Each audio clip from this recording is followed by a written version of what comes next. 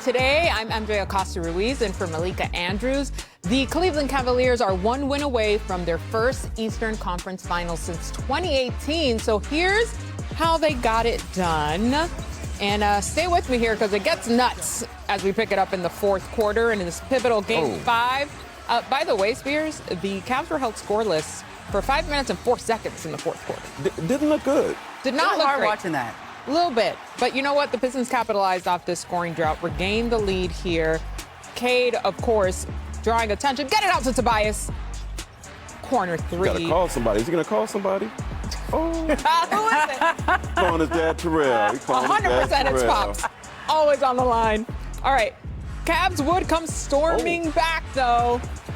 Young fella's playing great defense, but it doesn't stop the dunk right there. He got up in the air, and I thought there could be bad things on that turnover. Yeah, okay, so you saw there the double team on Cade, which, you know, understandable, but they got to it late in this game. Mobley was big, wasn't he? Huge. Mobley definitely comes. There's that double team again.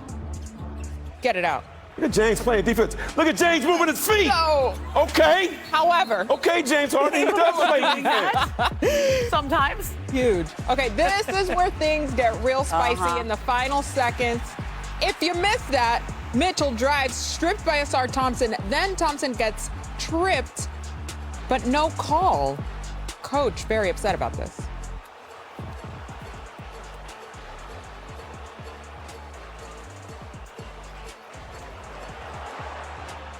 Allen on that he fouled Asar. It's bad. I mean, clear. He trips him when he's going for a loose ball. In the game situation, you know, that's tough. So here's what referee Tony Brothers said about that play. During live play, both players were going for the ball, and there was incidental contact with the legs, with no player having possession of the ball. That's one of the last OG refs. He ain't calling that. In short, he's not calling that. We take it to overtime. Spider doing what he does. Banks that one in. He's back. You know, so many times the team comes back from a deficit and then loses in overtime because they run out of gas. Yeah. Cleveland had some extra. Massive. Check this out. Struz. Oh, okay. Crazy. Cade was not ready for him to try to steal there. All. Harden goes to the line, misses it, but gets his own rebound. Cavs win 117. Here's Harden with Lisa Salters. You know, we're a fairly new team for the most part, so we got to find out, you know, who we are in the moments, which is it's good for us. So this is our story. This is how we're shaping our story. Great time to win the game. Great time to have a first road win. They go win the recovery battle. Win right now. Like if that's good. That's the key. Get them at home. No time to relax. No time to relax. Yeah, we don't get this out. Like I said earlier, you don't get this opportunity often. You know what I mean? So like do whatever you got to do to be prepared for Game 6. And we got to give one more shot. Shout out. Max 3. The Cavaliers go on a 9-0 run to end the fourth quarter and win in overtime. They overcame their largest deficit in the final 3 minutes of a playoff game in the last 30 years. James Harden's team had been 0-59 when trailing by at least 9 points in the final 3 minutes of a playoff game. Crazy. Wow. Thank goodness we have two of our senior writers here with me, Ramona Shelburne and Marc Spears. Yeah. Guys, craziness for sure. This is what we sort of expect a little bit, but not to this degree. Ramona, the Cavs are now one win away from advancing here. What is their mindset going into Game 6? Well, I think you heard James Harden say some of that, which is we got to win right now. Yeah. It's Game 6.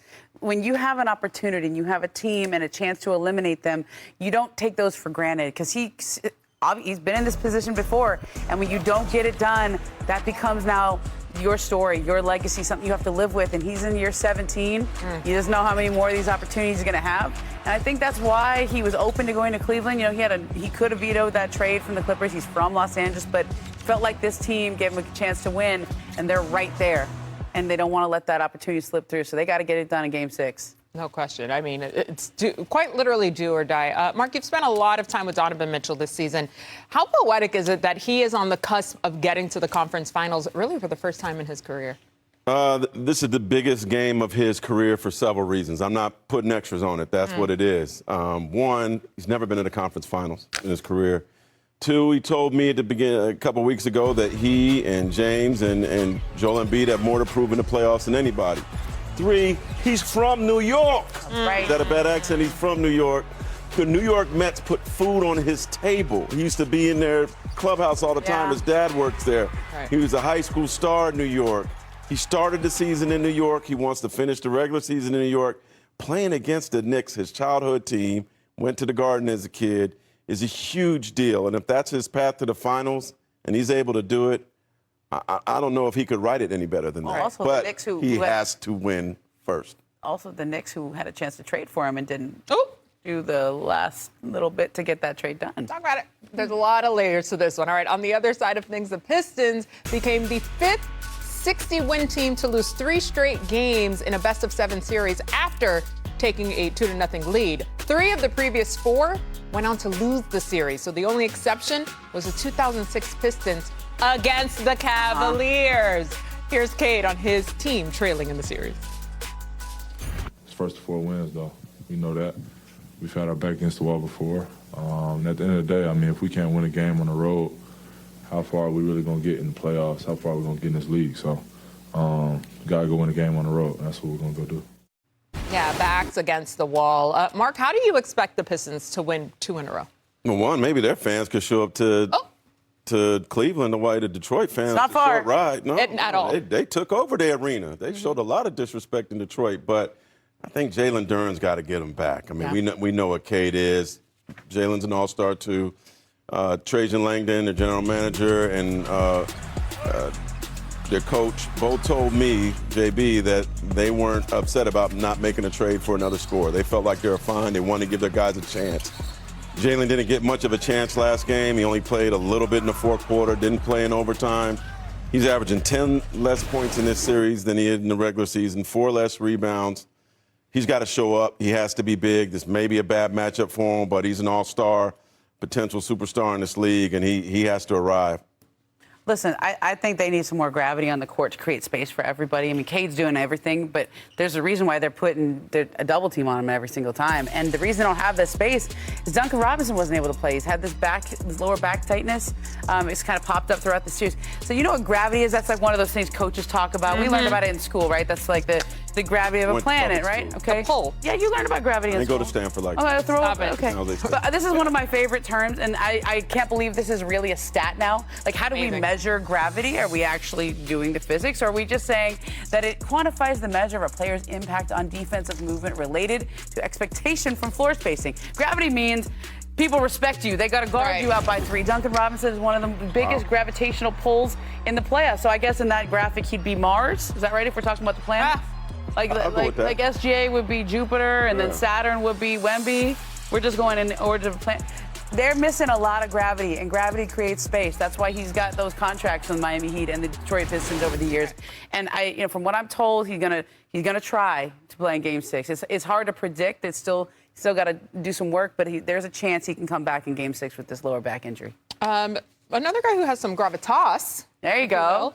Cade Cunningham, Spears. I mean, he has just been quite literally the MVP of this Pistons team throughout the entire season. Ain't no gravity for him. He on Earth, and he's getting double teamed, and he can't breathe anywhere he goes. Coach Bickerstaff mentioned it after the game. They definitely need Duncan back.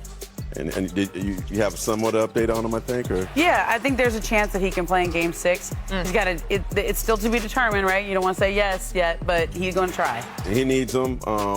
No matter where he goes, he's got this has been a brilliant defensive plan from the Cavaliers. Yep. It's not going to change.